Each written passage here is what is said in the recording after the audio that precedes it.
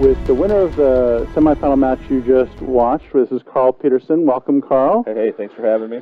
And so we had a real dramatic finish there. The first match was incredibly aggressive. You were both going heavy blobs. What did that affect your thinking going into the second game at all? I knew he was. I was worried that it was going to be a blob-on-blob fight, and I wanted to make sure that we were. I was like, I want to kind of leverage that, so I started out blue, and then I got going, and then I realized I'm not dealing any damage, And I was like, all right, I'm getting health, I'm staying up there, I'm staying in the game, but I can't fight that aggro that he's throwing at me. So I started, trying to throw in red and, trying to figure that out. It came together. So, speaking of coming together, it particularly seemed to come together on your last turn.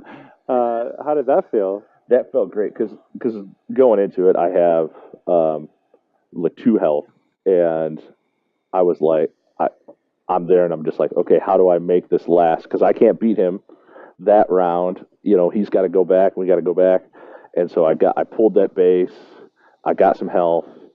He couldn't commit. Going into that turn, looking at his hand, looking at the score, we thought you were doomed. We had already we all had already written, your tombstone. Yes, yep. I'd got that all lined up, and then you construction hauler, you get the Royal Redoubt, and suddenly it changed the whole complexion of the game. I was very excited for you, but even then, it was not over because your opponent had 3 draws with some powerful Star Empire cards. Yeah. How were you feeling during his turn? When his turn hit, I was, I'm there, I'm holding my seat, and I'm just praying. I'm like, please don't, deal this much damage. Please just let it be like 5 scouts. Please just, get that whiff draw. And when he hit me, and then I see my cards come back across, and I'm like, all right, we got this. I knew he kind of had to get you that turn. Yeah. So did anything you learned in the semifinals give you an idea of what you want to be your approach in the finals? I really love running like green and red. Those are my kind of go-to colors just because I love the aggro. I love dealing heavy damage. I love hitting people hard. I get a little nervous just because you do run those tight games, and you swing for those. Once I get around 25 health, I'm like, you never know when something's just going to come swinging across the screen. So that's what I'd love to run, but it could go blue. And what sort of things are you going to be looking for in the early game that will help you decide what direction to go? Usually when I look for the cards that jump out to me are those quick, great cards, like the cutters. Those ones that are thrown out. I'm trying to think of the blue that's got 3 health and 2 coin.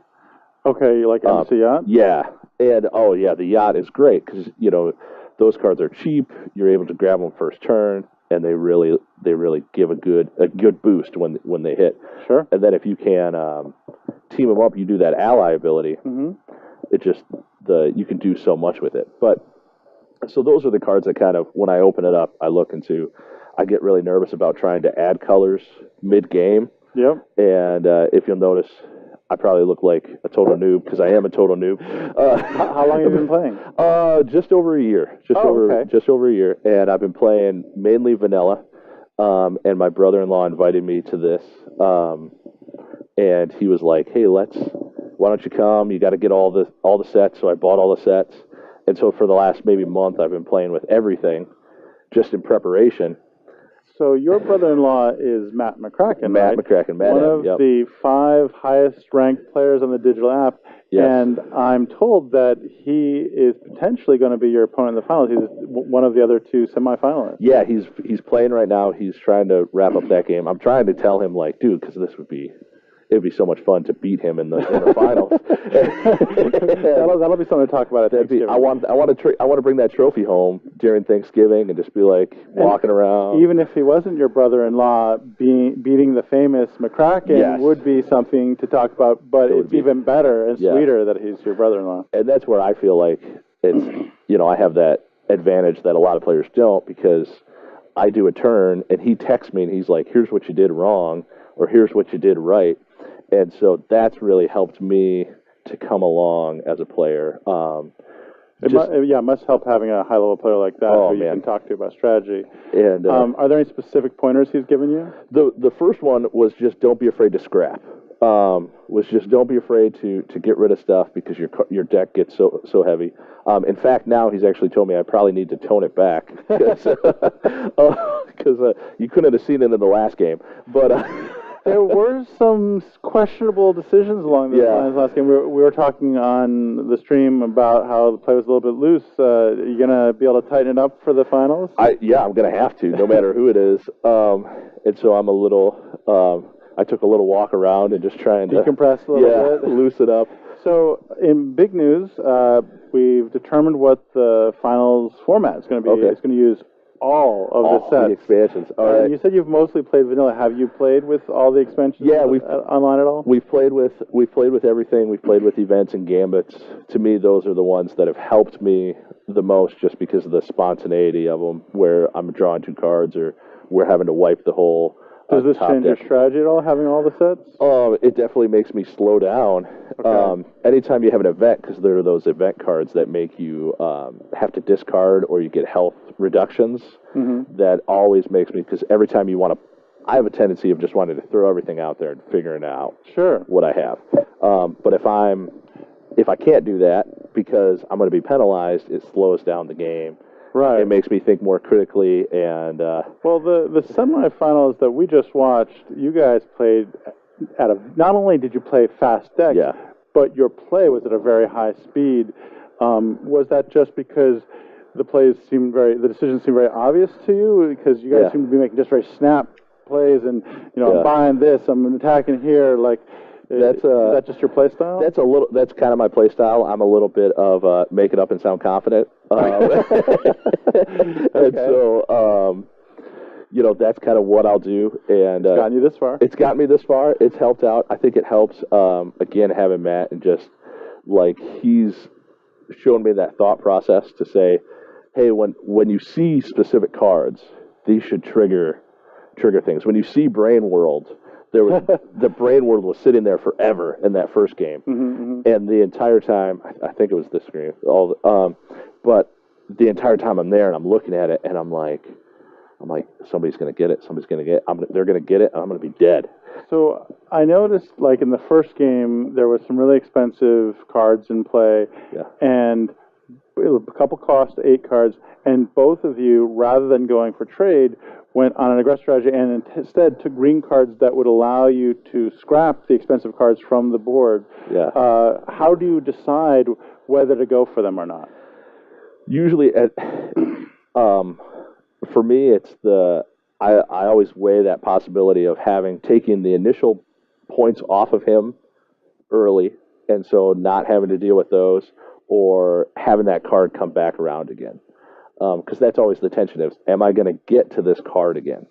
And that's where I'm like, and sometimes I get a little too aggressive, where it's like, hey, if you have a RAM or something, you don't need to scrap it for 3 coin because it's just 3 coin. You can bring that around again and ally it, and it's going to do more damage. And so you really want to just be patient with those.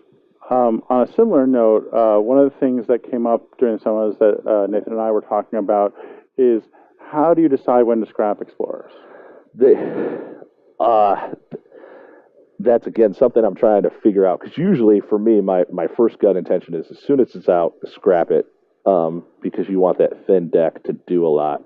But for me, as I was looking at the trade row and I saw some big, heavy things, I realized I'm going to have to put 1 or 2 Explorers together in order to purchase something like a Brain World or a Port Call or Port of Call.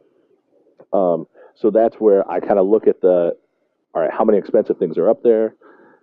if I'm getting rid of explorers and scouts and scrapping, am I going to be able to afford this stuff? Especially if I'm going heavy red or green, because they don't have the coin associated like a blue or a yellow. So that's kind of where I go and make those decisions. Sure, sure. And at what point, I noticed, like with cards like Patrol Bot and Patrol Mech, you also have some binary decisions like that. At what point do you decide which way to go with those, and what sort of things influence your thought process? Those are things where I'm just trying to. I look at what's up there, and is it worth losing 5 hit points and gaining that card? You know, if I get 3 coins and I can buy a Dreadnought, you know, that's to me worth it. Or if I'm only gonna do that and get a Ram, then I'll just go for the damage.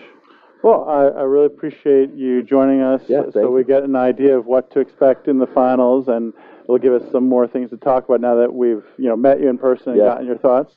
But thank you very much. Thank you. We're going to be back in about 5 minutes to actually stream your match in the finals, and we look forward to finding out who your opponent's going to be. Me too. That'd be great. Hello, and welcome back to the StarRealms Digital 1K coverage here at the White Wizard Games Fair.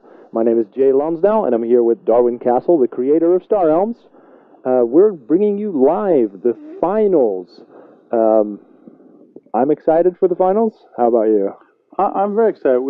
I just interviewed Carl Peterson, who's one of the players playing, and he was hoping to play his brother-in-law, Matt McCracken, in the finals, but he lost to his new opponent, Dave McCready, who must be pretty tough if he took out the McCracken. Some extra fire there in the finals. Let's head over there. Carl will be playing as Alpha, whereas Dave will be as Gamma on the screen. Get it over to the finals.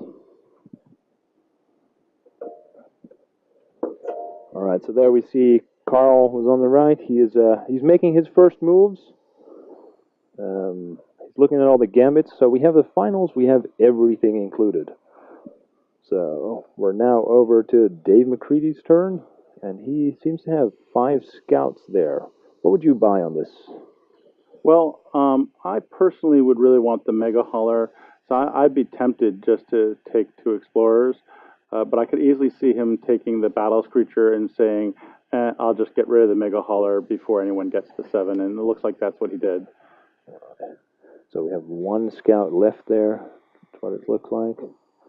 Considering putting something on the... Yeah, if he puts the Battle Screecher on top, he's ensuring that the Mega Hauler goes away very soon. Yep. And then he might even be able to draw it. Oh, he's choosing to draw first. Giving him 2 to get a... Which ensures that he'll be able to ally the Battle Screecher as soon as he draws it. Yeah, because we've seen earlier on stream that sometimes somebody bought something that did a lot of damage early, but it kind of messed them up in their trade... trying to buy things, and I guess this way he kind of avoids that.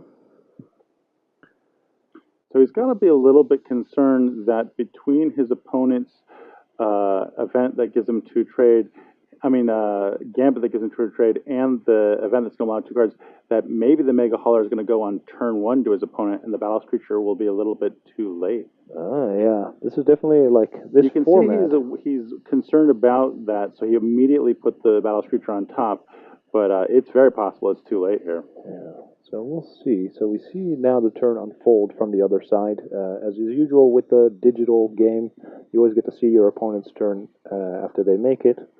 And, yeah. Fortunately, his opponent has 2 Vipers in hand, so he might have an out here. Nope. 2 Vipers, but 5 scouts, and 2 more trades. That might mean Mega Hauler. We could have turn 1 Mega Hauler, which can be very decisive. No, he might be going aggressive. Wow, I think that he dodged a bullet there by his opponent not taking the Mega Hauler. Yeah, an early War World definitely can put out some damage if you can combine it maybe with that survey ship. Maybe that's what he's thinking. Or maybe he just forgot about his gambit. Yeah, I think he was perhaps just influenced by the fact that on turn 1 he got a yellow base.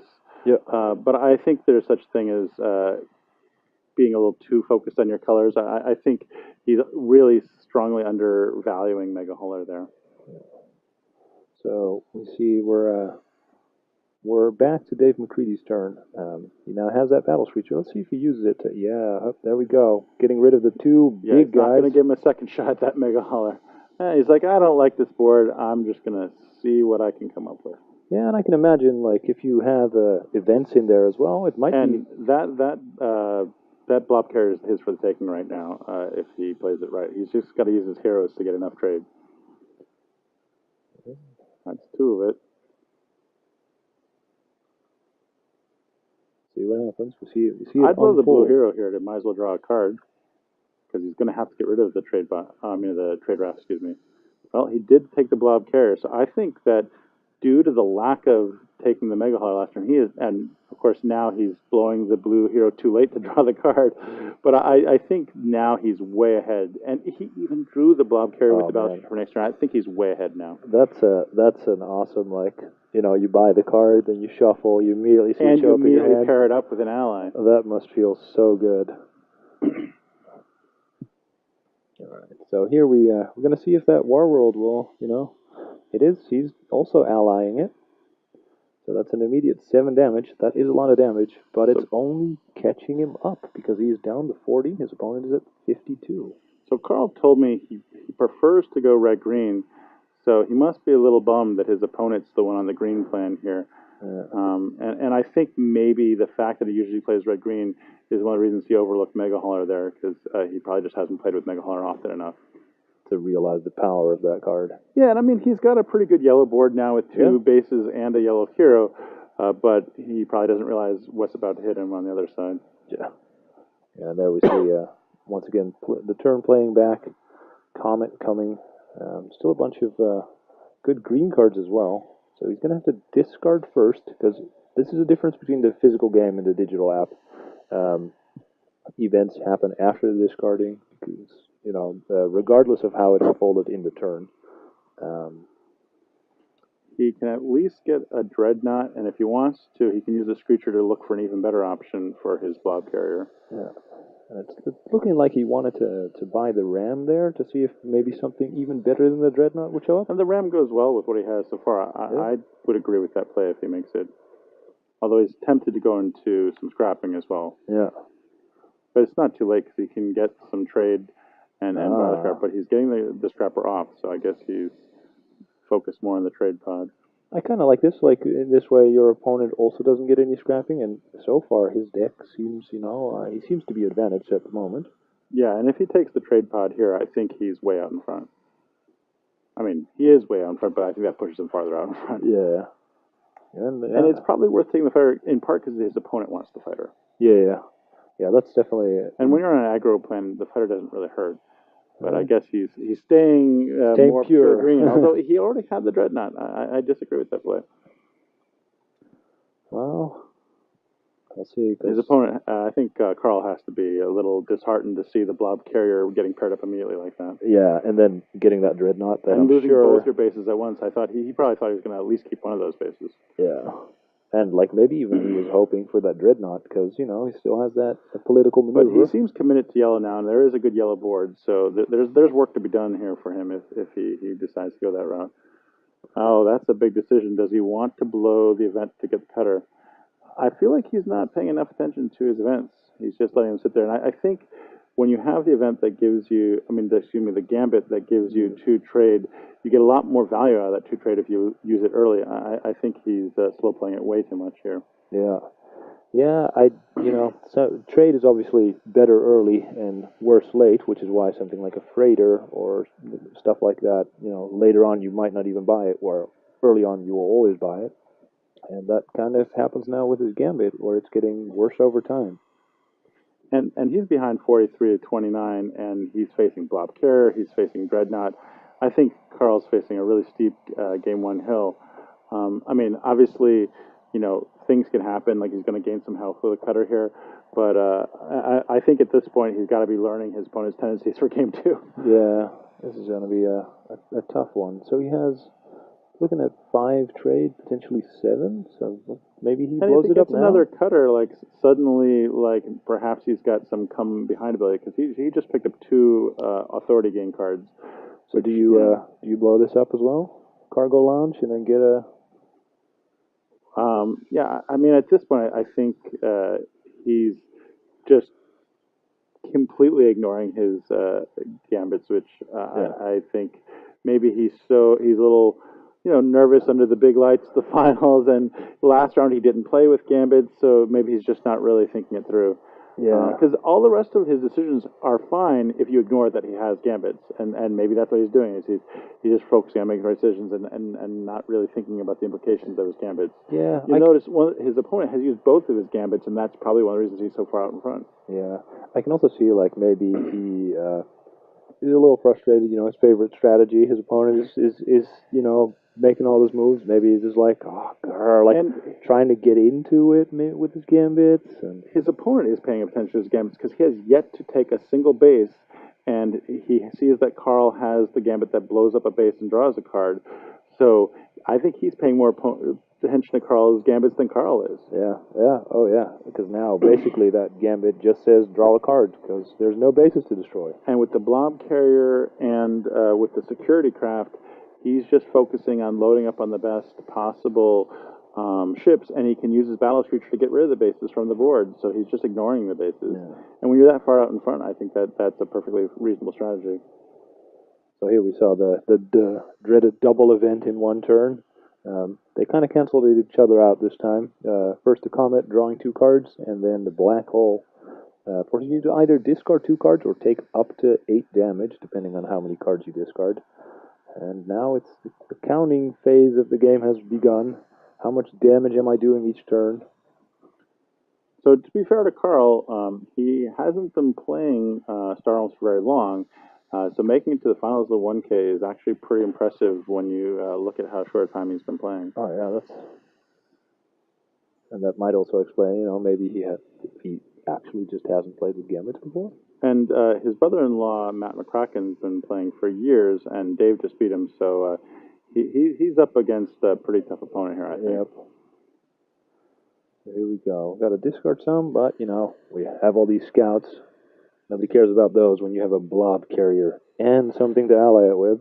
And he's going to be able to get the arc. And frankly, he could use this creature to get rid of some bases and see some more options. And he's doing it. He's also getting rid of hero. He might get rid of the hero, give him more options even. Considering, is there any? Oh, it backfired. He's going to lose the arc, but he's going to see 5 new cards due to the supernova, and hopefully one will be a big event for. I mean, a big ship for him. So Stealth Needle's pretty attractive here. I like Stealth Needle. But he might buy the Battle Pod to look a little bit deeper. Yeah. So is there any, suppose, the Supernova had not happened, was there any ship that you would be looking for that you would take over the Ark? Given their scores, I would consider Command Ship, but I would have been pretty happy with with the Ark. It's hard to complain about that. Well, scores are changing slowly a little bit. So, I mean, the only real concern for Dave at this point is that he's at 25. He doesn't have outposts or health gain, so there are things that can go wrong if he draws poorly. His deck's better than Carl's at this point, but if for some reason Carl draws his deck in a better order, because neither of them really done any scrapping, so there's a lot of variance in what kind of draws they're going to get. So here we see that long-term play out. And we're on. With Carl's hand here, he's got to be very concerned. And see, now, even if he uses his gambit to get to trade, he's got a 14-card deck. At this point, at 18, he's probably not going to see whatever card he buys. So that gambit ended up basically, both of his gambits have been a dead card. At least he'll be able to draw a card with his other gambit. And yeah, this political maneuver way too late. But he's trying, getting to recycling stations. But at least he's noticed that it's there. Yeah, it's good for game 2. Oh man, there are 3 cutters. If we see a hand with 3 cutters, yeah, I mean, if his opponent doesn't take a huge chunk out of him, well, there is 1 cutter. So unlike his opponent who has no health gain, that is an out for Carl. If he's drawing his health gain and his opponent isn't, that's his ray hope. But Dave's hand is pretty strong here. I'm going to be very interested to see what he copies with the Stealth Needle. So it puts the survey ship on top. Ooh, this is good timing for Warp Jump for Dave and bad for Carl. I think you have to take the Blob Carrier here, you pair it up, and then you Stealth Needle the Ooh, and then he can just draw whatever it is using his security craft. I think I would have actually put the blob carrier back on top and kept the service ship in my hand. Right. Sure. That'd be perfectly reasonable. So, but he's like, I'll just copy the blob carrier and put it into this. It doesn't even matter. It doesn't even matter. So we're gonna see. We need another challenge happening. Wow. So Dave's got to feel very good about how that first game went. Yeah. And we see Carl watching it in real time, not looking super happy about it. So now this will be a test for Carl to see if he can put that game in the rearview mirror and not let it get into his head. Because given when he used the political maneuver, he probably realizes that it was a mistake not to use it sooner. And so he's got to learn from that. And because he's got to win 2 games in a row now, and he's got to be able to both put the negative aspects out of his mind while using that to help inform his play going forward and pay more attention to his gambits and make better use of them. I think that's going to be really key if he's going to come back. So let's see. There we go. Challenge has been accepted. And we start immediately with an event, a warp jump. And what kind of gambits do we see here? So we have another political maneuver, so the card that draws 2 cards. This time for Dave McCready. Let's see if Dave can use the political maneuver better than Carl did. And then on Carl's side, we have the authority gaining gambit. Puts one on top. And a salvage operation, which lets you put, indeed, like you said, a card from your discard pile straight on top. Very good if you can buy something that adds a bunch of trade early. Unfortunately for Dave, there aren't any expensive game changers in the center row for him to use his gambits to get. But if he might actually want to be a little patient and see if one comes up.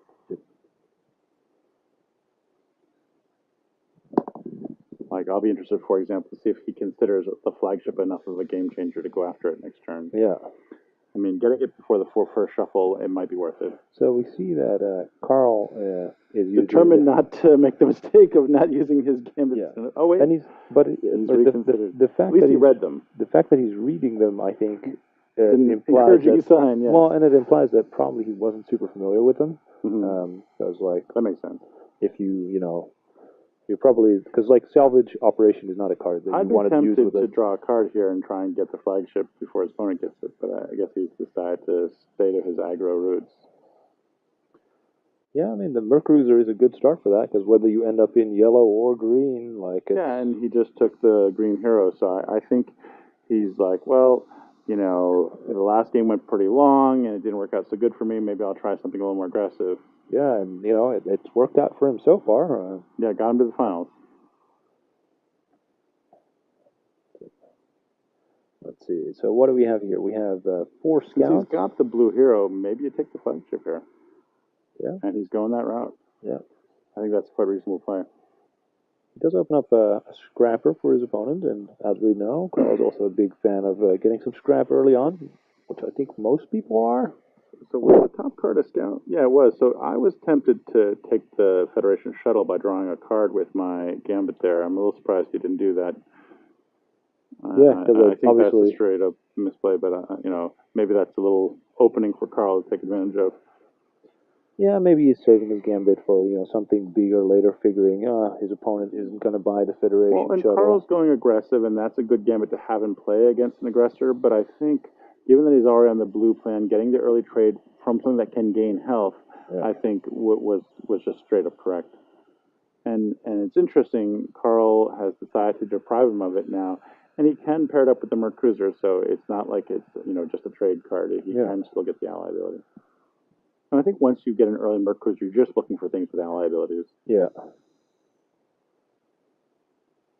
So, let's see. There we go. Now on the McCready side again. I think the trading post is in order here. But he does not agree. We'll go with the Blob Fighter. Did he have any Blob cards yet? Not yet. But I guess he is doing the same thing his opponent is doing and taking the one drop that the other player wanted. Yeah, no, there's a little denial going there. And sometimes you do get into these games where, you're both trying to take what the opponent is trying to take, and it just kind of turns into a big mess. And yeah, a lot of people see that as a strong strategy. So now we're back on Carl's side where we see that Merc Cruiser. Nothing to ally with it right now, but, still 5 damage. Definitely gets to bludgeon his opponent a little bit with, given his strategy, that's useful. I agree with the frigate there. That's another good ally ability to go with your Merc Cruiser, and another thing that goes well with his aggressive strategy. Checking his allies, and then going on. Yeah, 5. That's well. We know he's read his gambits. Let's see if he will get around to using them. It is convenient that he can gain that 8 health at any time. Yeah. But I think that's not necessarily going to be the deciding factor here. So we saw Dave here checking. What did I have on top? Was it? Yeah. There's only 1 card. It's a scout. I like 6 trade here. Yeah, he wanted the battle cruiser, and he got what he was looking for. So again, we see Dave using both of his gambits before Carl uses any of his. And I think that shows Dave having more experience with gambits. Like Carl says, he usually plays vanilla. He doesn't have much experience with gambits. He didn't use gambits in the semifinals because that wasn't in there. So I think we're seeing that Dave is a more experienced player here, in particular with gambits. And I really think that alone is just going to determine the outcome of this finals here. Yeah, it's definitely like they are cards that are good early, and if you wait too long, then you might be, losing the... It's a lot easier to use them too slow than too early. Yeah. Well, he will next turn get some allies on, but let's see what Dave does. First to draw a card, see what your options are, and then we have 3 trade. And you'll notice that they're playing with events, so they're staying away from the play all button, which is appropriate. Yeah, because there are some events that make you not want that, like whether it's the one that makes you, mainly the one that makes you discard. So. Sure. Or I guess possibly even ones that make you draw. Because if you have like something like a recycling station or something. Yeah, a lot of it depends on what's in your deck and stuff, but usually once they're playing events, it's safer to just stay away from the play all button. Exactly. So here we have Dave with... Oh, sorry. Yeah. Moving over because it was Carl's turn. Carl getting his scrap on. Staying true to his aggressive roots and getting rid of a scout instead of a viper. I usually like to get rid of vipers first, but it's become clear to me that my playstyle is very different than Carl's. Oh, he backed off from aggression and went for the base instead of 2 aggressive cards. I was kind of expecting... That was a little questionable. I was kind of expecting a Corvette and a defense spot, but maybe because he has a defense spot, he's looking for some bases to... Yeah, that's not crazy. I mean, I once again, I don't think I would have done that, but I think that that's definitely there is a way to defend that play. Because defense spot, it deals a lot of damage when you have 2 bases in play. Yeah, and if you don't commit to getting that base, it's never going to happen. So he is very close to getting a Capital World here. He's falling just short, but he could go after the mothership. Wow, he wants that Capital World. And he's got it if he wants it. He's going to get it, yeah. So all he has to do... Is he thinking mothership? He does have a lot of green.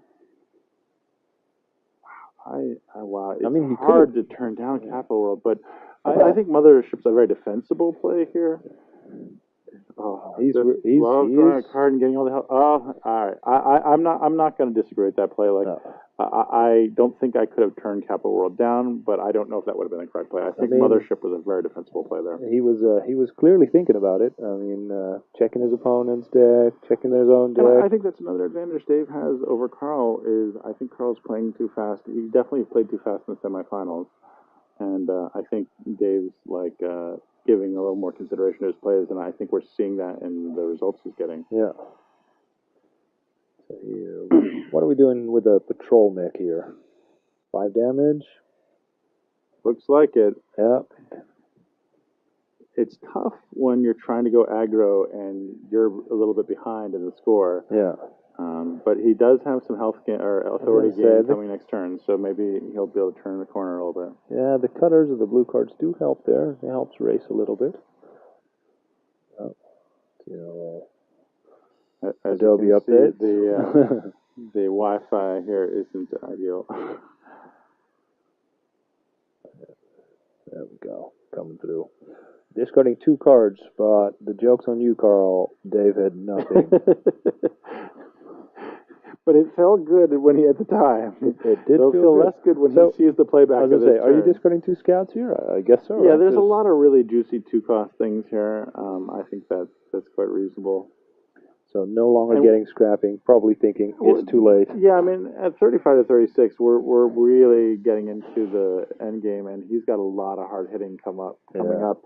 So he's thinking about going for the kill. Like Carl doesn't have a ton of combat coming, and he does. So he's starting to smell blood in the water, I think. Yep. Carl does do his best to buff his health total a little bit. He's going back up to 41. Getting more of those bases. And a galactic summit for him. That does help. If nothing else, I think this is got to be good for Carl's frame of mind because, he's getting a little back in it, and, maybe that'll help settle down his play a little bit. I was going to say, I mean, he's back to 48. It's practically 50. At this point, all the hard work seems to have been undone. Right. Unfortunately, he's way behind in quality of deck, and I think that's going to show over the next couple turns. Yeah. So here, he's that next turn, that this side is going to be pretty brutal. There's going to be a lot of card drawing, I feel like. Now, one thing that is maybe interesting to consider next turn, like I just said, he's going to draw a lot of cards, but he only has 5 cards left in the deck, thus shuffling his deck while all his good cards are in play. Is that... He's going to shuffle now by getting rid of the Battle Cruiser, which is a very interesting play and very aggressive play. But I could see this. Now he's going to have to shuffle with all his good cards in play. Exactly. Anyway, yeah. So I didn't think there was a way he was really going to avoid it, but he's decided he's taking that capital roll before the shuffle. That's a good one. He might even get the capital roll now. And he's going after the blob. I think we're seeing some very tight play by Dave. Like, I was a little surprised in the semifinals we had some loose play, but I think Dave's showing us some really tight play here, and I think that's going to show in the results. He's getting the capital immediately. Really good for Dave. I think that's working out well for him. That's Carl had his moment in the sun, and now he's going to be a little bit demoralized again, I think. Yeah, this must be rough. Like, seeing all those cards being drawn, like, it always feels that when you're like waiting, and then suddenly, then finally you see the turn happen, and it's such a long turn. So many cards being drawn. Yeah, in last game we saw his opponent take Blob Carrier and get it right away, and now he's going to see his opponent take Capital World and get it right away. That's going to be rough. Yeah. So let's see if he's going. Yeah, this is a tough one. His outs are going way down. I mean, you might as well fight it out and hope for the best, but he's going to have to get a string of good draws if he's going to get out of this, and I don't see that happening. Well, we just saw, Carl was at 48, and Dave is at 27. Yeah, now Dave is at 45. I mean, fortunately for him, Dave's draw is poor, and Carl's draw is better. Yeah, he bottom-decked all his good cards. And he did get rid of his Battle Cruiser, which, that's not nothing. So I guess, are we picking up a survey ship here? Yeah, it goes with his Corvette and doesn't prevent him from getting to his good cards anymore.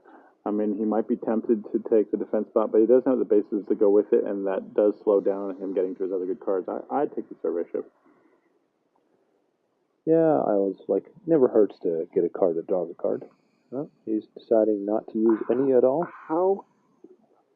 I can't defend not taking the survey ship there, because it doesn't slow you down at all. It only helps, and it can pair with the Corvette. I guess he's worried about an event or a hero coming up that he doesn't want to, but I guess that's true. You could definitely run into some... the only way I can spin that. I think that's a mistake. Well, hopefully Carl can take advantage of it. He has a better hand than his opponent did. Wow, once again, we're seeing Carl get afraid at a point where it might be too late in the game to matter with his... I think he was trying to get to the War World. Well, I mean, draw the card with the Imperial Frigate first before you commit with the frigate then. Yeah, no. And now he's doing the thing that perhaps his opponent played around. He's exposing the hero for his opponent. Yeah. So, I mean, that could easily have been what was going through Dave's mind. I mean, I don't think it was correct of Dave, but one could argue that, you know, this is an example of how it could have worked out. Yeah, no. And I've definitely, like, heard that from more people. Oh, this is going to be big. He's going to be able to get the ally ability for his flagship if he takes the hero there. And that appears to be exactly what he's doing. Is he? Trying to see, because it's basically just a bunch of health, right? Yeah, I mean, he's getting health from both the ally ability and from it. I think that play alone puts the game out of reach. Yeah, he is over 50 now. So. And he's got a good hand. And his opponent is down to 22. Both of them don't have a ton of, like, bases. And his opponent's hand is not great. I think Carl's got to be hoping for some really good draws here. At least he got to ally up his shuttle. Yeah, and another base in play. That does protect that health total a little bit. Still going after it. Yeah, wow, he really wants the War World. War World. In game 1, he took War World on turn 2, which I thought was over crazy. The option to get a Mega Hauler. But boy, does he like his combat. I mean, I do like being aggressive.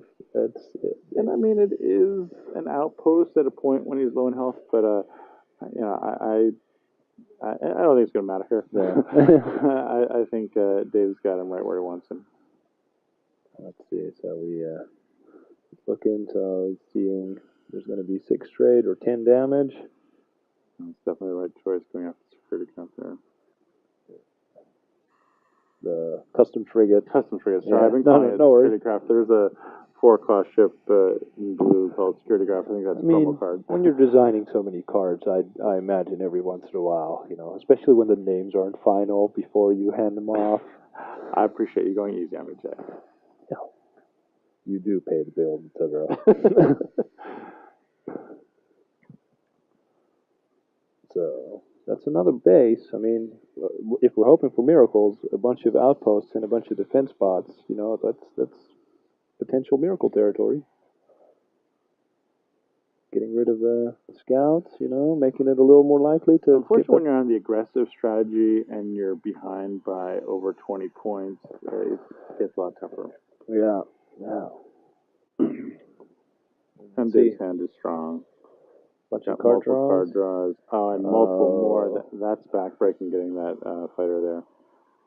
And he's thinking what to do with his customs frigate. Very good. Putting a patrol mech. Solid pickup with the patrol mech.